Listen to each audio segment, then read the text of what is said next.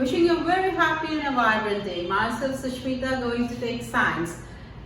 Today going to deal with plants. If you like my video, kindly subscribe and don't forget to press the bell icon. So we are going to deal with plants. Very weird that we sit inside and we talk about plants. First thing we need to do when we are trying to understand plants at the first level is walking out of the house and seeing the plants. We can just look out of the window and see many plants out there. For our comfort, the plants have been divided into few groups, or they have been classified. So let's talk first about herbs, shrubs, trees. So let's talk about herbs. The best thing to think about herb is tulsi. Just think of a tulsi plant and see what type of plant it is. It has a weak stem, it has a green stem, and it has got less of branches with green leaves usually. Then let's talk about shrubs, the second category, shrubs. Think about rose plant, how it is. It is sometimes has green stem which is more stronger than the tulsi stem, and sometimes it may turn brown also, and it has many branches. Then let's come to the third category, that is trees. Trees, we all know that it has strong stem, or which we call the trunk of the plant, and it branches at the top with many branches are there. And with these three categories, we have got two more, creepers and climbers. The creepers are that category where the stem is not very strong to hold itself. And in climbers, the stem is not very strong enough to hold itself. It is not holding itself, but it takes the support and it can climb, like money plant. It takes the support of something and it can climb up. So these are climbers. So here we see herbs, shrubs, trees, climbers and creepers. There are many parts of a plant. When we think of a plant, then there are we can say root, stem, then the leaves, and then the flowers. So let's study them one by one. So let's come to leaf.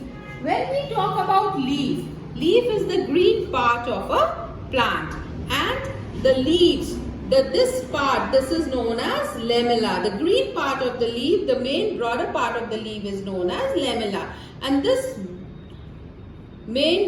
nerve-like structure, this is called the midrib, and these small structures are called the veins. So let's see them on the board. This is the main green-like structure. This is the lamella, the midrib, and the veins. The leaf by which it is attached with the stem is called, that place is called the petiole. Now depending on the designs of veins, it is called the designs of veins. Here you can see there are many types of designs on the veins. The designs of vein is known as venation. The venation can be reticulate or the parallel venation. Now when we come to this leaf, what type of venation are you seeing here? It is a network of veins. So this type of venation is known as reticulate venation. When the side veins run parallel to the midrib, then it is called parallel venation. Now let's think of, now it is your turn to do. Now let's think of the plants where we see parallel venation, or search for such plants. Go out, see the leaves, observe the leaves, and try to classify them under reticulate and parallel venation. Now there are so many leaves on a plant. So there is lots of use of these leaves. The leaves are known as food factories of the plant also. With that, let's first come to transpiration. On leaves there are many small holes. From these holes, the water vapor evaporates. The water evaporates in the form of water vapor. We can do an experiment also. We can just tie a polybag around the leaf, and after some hours we see small droplets of water vapor. This is the water coming out of the leaves in the form of water vapor, and this is called transpiration. Now green leaves are the food factories for the plants, and that procedure, they make the food for the plants, and that procedure is called photosynthesis. With the help of carbon dioxide from the air and water from the roots or from the soil, in presence of sunlight and chlorophyll, leaves make the food, and this food is used by the whole plant with release of oxygen, which is very useful for us. This whole procedure is called photosynthesis. This takes place only in green leaves. The pigment which gives the green color is chlorophyll, and in presence of sunlight. Photo means sunlight. Synthesis means making up of food. So photosynthesis, the making up of food by the plants. Now after leaves we come to roots. Roots are the main anchor of the plant. They anchor the plants. So there are two types of root. The root which has the main part, this is the tap root, and it has got many side ribs coming out of it. And then the other one is fibrous. Here we can see the example also. This is the main root, the tap root, and the leaf and the side roots coming out of it, or the lateral roots coming out of it. And this is the fibrous root. Usually we get the tap root, the fibrous root. The most common example is grass. You can just walk out, take out the grass. The type of roots the grass has is fibrous root. And now we come to the most attractive part of a plant, and that is flowers. Now flower, here you can, the part which holds the flower is called, the green part which holds the plant is called sepals. The most attractive part, it's called the petals.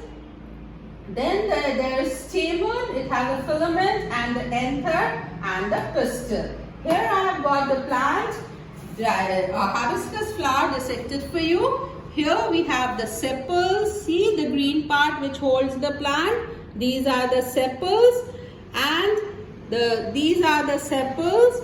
I'll just get it in between. Here we can see the sepals. It holds the plants. Then these are the petals. These white parts which you can see here, they are the anthers. It has a very small filament, so you cannot see the filament. This is the white part is the anther. And then on top of it, it has a stigma. Then this long part is the style. And here in the end, we have the ovary. The swollen part is the ovary.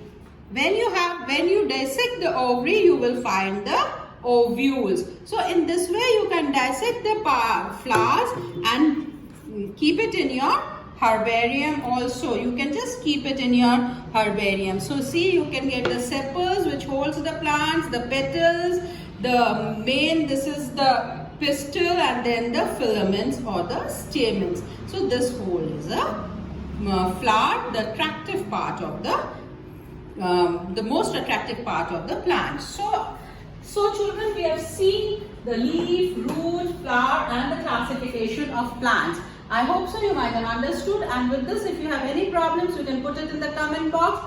At the same time, go out, observe the plants, see, and then try to classify them accordingly. If you have any problem, you can ask me. With this, thank you, take care.